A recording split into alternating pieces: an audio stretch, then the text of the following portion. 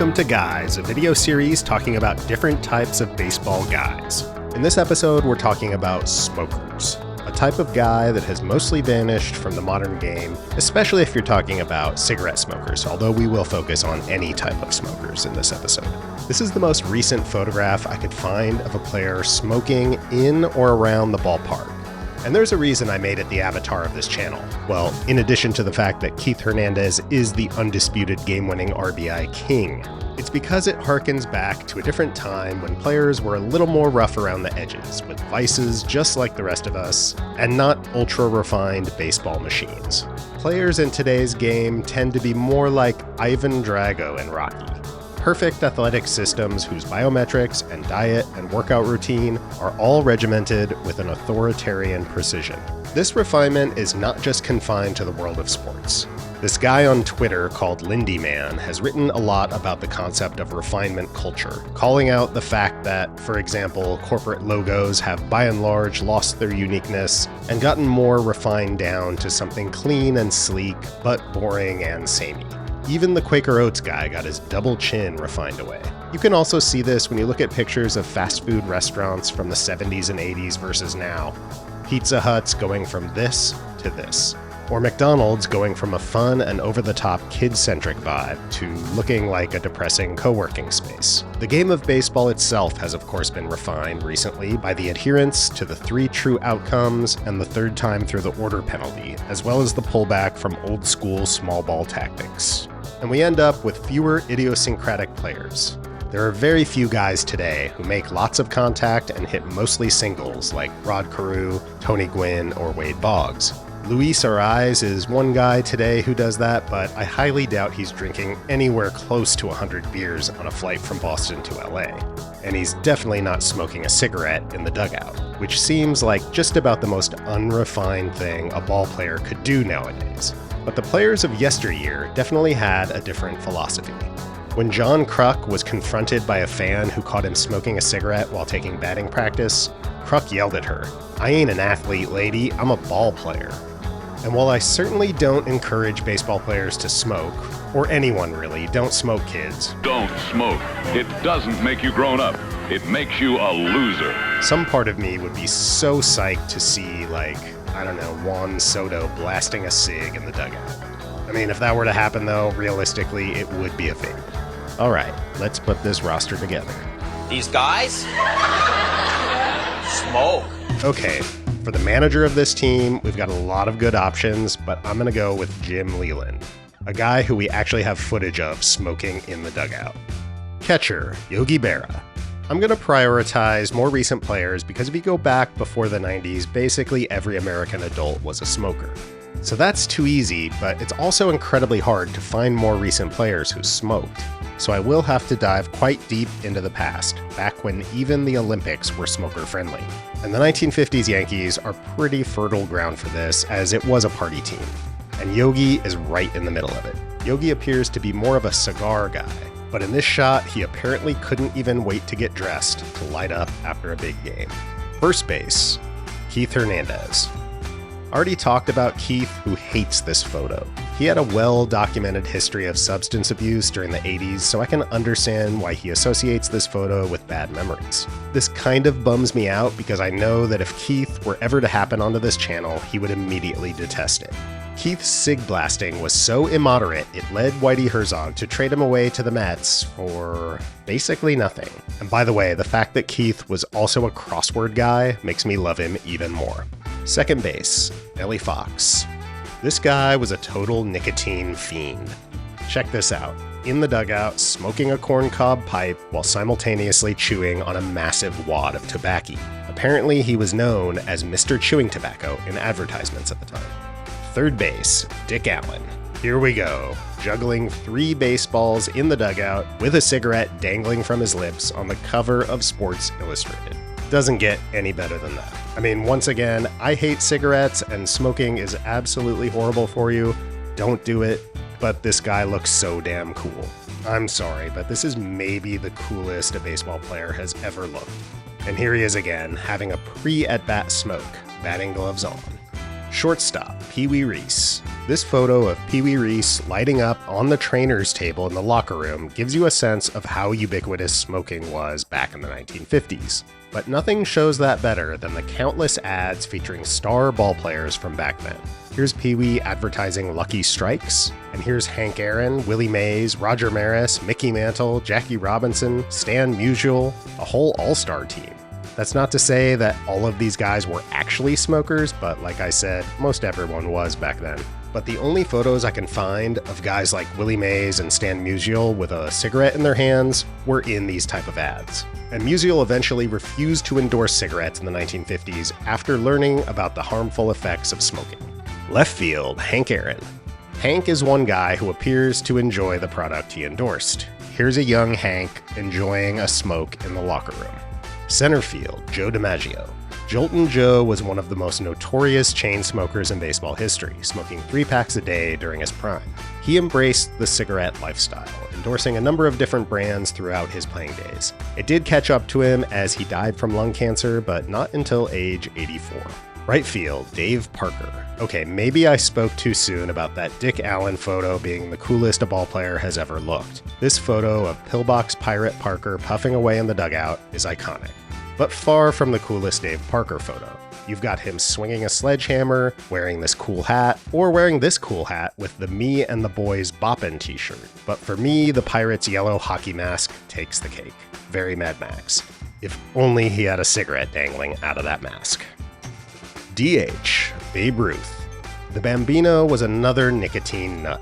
Just a total freak for the stuff. He'd smoke cigars, pipes, cigarettes, and also loved chewing tobacco. He invested in a tobacco business and was a pitchman for an array of tobacco-related products.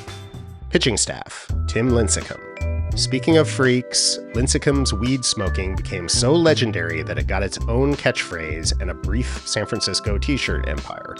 Lincecum was one of those players that broke from the grips of refinement culture, with his 420 friendliness, his short for a pitcher physique, his unique mechanics, and his acting chops. I hope he gets back to doing film work in his retirement. Big time Timmy Jim's office here. Bill Lee. The original stony pony of baseball, the spaceman certainly wasn't the first or only MLB weed smoker in his day, but he was the first outspoken one. And he allegedly got high with George W. Bush in 1972, which is probably the least cool thing about Bill Lee. My best pitch is a strike. Warren Spahn and Lou Burdett. We'll allot 2 spots in our rotation for these 2 great chain-smoking Braves teammates. When one was pitching, the other would have a cigarette lit up and waiting for him when he walked into the dugout between innings. That's teamwork. Whitey Ford. Whitey Ford was a member of many of those Yankees party teams we mentioned before, but announced he was quitting smoking in 1963. He would become a spokesperson for Bantron, which was a nicotine substitute pill. And we'll add a 6th starter here for depth. Oil Can Boyd.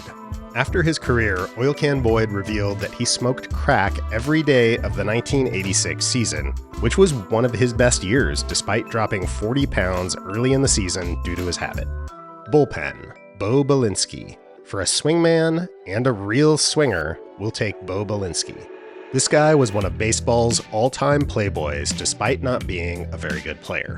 He finished his career barely over replacement level, but he was well above replacement level in drinking and womanizing. While playing for the Angels, he dated actresses Anne Margaret, Connie Stevens, Juliette Prowse, Tina Louise, that's Ginger from Gilligan's Island, Mamie Van Doren, and the former Queen of Iran, ex-wife of the Shah. And he married Playboy centerfold Joe Collins. But cigarettes and alcohol weren't his only vices, and things would inevitably spiral out of control for him post-baseball with his second wife, the heiress to a paper company. According to an article by Steve Oney, after his wife gave birth to premature twins, she returned home to a coked-to-the-gills Belinsky, who pulled a gun on her and shot her through the hip. Belinsky would avoid jail time for the incident and would get into rehab in the late 70s, but struggled with addiction his whole life before converting to Christianity in his later years. He had a penchant for great quotes, such as the very Yogi-esque, "Right now, I feel that I've got my feet on the ground as far as my head is concerned." During his playing days with the Phillies, he said, Philadelphia fans would boo funerals, an Easter egg hunt, a parade of armless war vets, and the Liberty Bell. And upon his deathbed, he had this quite poignant quote: "We spend the first 40, 50 years satisfying our egos, and then the next 20 or 10 trying to wipe the slate clean. I'm at that second stage." Grant Jackson. Jackson is the guy behind Dave Parker here, hiding his face as he smokes. He was a very solid lefty reliever for nearly 20 MLB seasons. Al Fitzmaurice. At least I'm pretty sure that this is Al Fitzmaurice having a smoke on the field. Can't find any info about this image, but it does appear to be Fitz, who was a solid swingman for the Royals in the early to mid-70s. Jeremy Jeffress. Jeffress was suspended multiple times for testing positive for marijuana. He had some phenomenal seasons as a reliever after 2013 when he was finally diagnosed with epilepsy. Jeffress had suffered from seizures, and he said this led to a lot of self-medication, explaining his inability to pass a drug test early in his career. Bench. Catcher, third base, Joe Torre.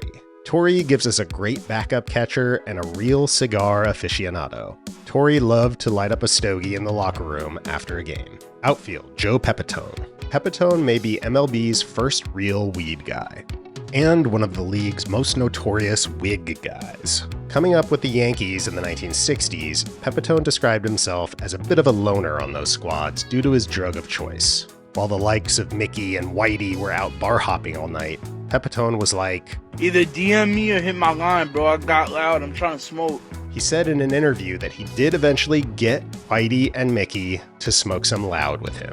Outfield, Roger Maris. A lot of Yankees legends on this bench. Maris may be the most photographed smoker in baseball history. There is no shortage of pics of him lighting up in the Yankees locker room. Second base, shortstop, Jerry Coleman. Another Yankee, but not as much of a legend. But kind of. Only a 6.5 WAR career, but he played a key role on 4 championship Yankees squads, and then went on to call games for the Yankees on TV and radio for 7 years in the 1960s. As an announcer, he became known as the master of the malaprop. A few of his best goofs. He once said a relief pitcher was throwing up in the bullpen, and he once said that a player slid into second with a stand-up double.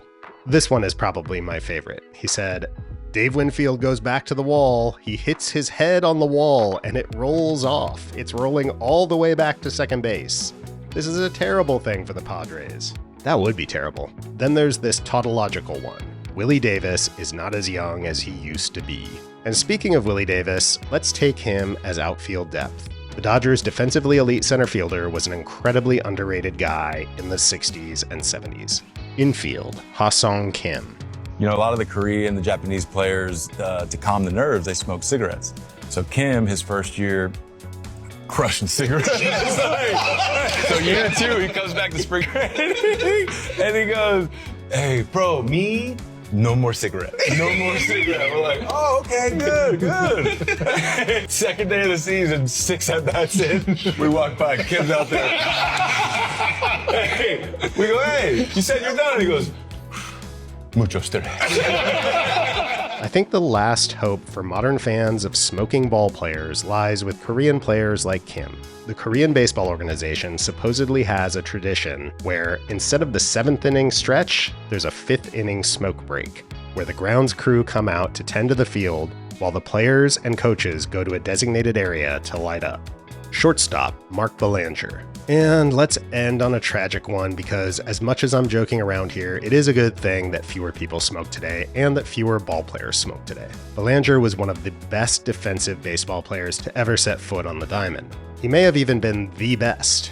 He's right behind Ozzie in defensive WAR, but he did that in over 500 fewer games. After 30 years as a smoker, Belanger was diagnosed with lung cancer and died at just 54 years of age. All right, those are our smoker guys. Let us know who we missed in the comments. And don't smoke.